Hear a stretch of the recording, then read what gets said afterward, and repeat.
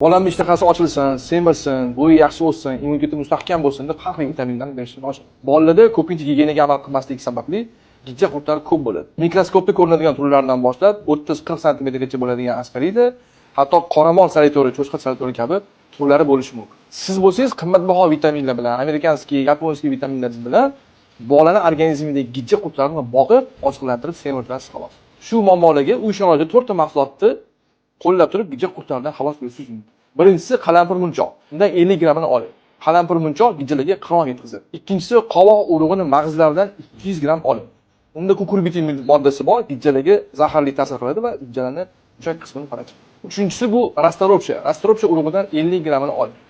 Rastoropsha gijjalardan chiqadigan zaharli chiqindilardan jigarni himoya qiladi. To'rtinchisi bu makkai sano giyoh. Undan 20 grammini oling. Makkai sano ichki yengil surib, gijjalarning ichimizdan chiqib ketishini ta'minlaydi. Mana shu mahsulotlarning hammasini kun holatiga, parashyut holatiga keltirib qo'ying va 21 kun davomida ertalab va kechqurun ovqatdan 20 minut oldin bir choy qoshiqini 200 gramm suvga damlab, quyqasi bilan ichirib boring.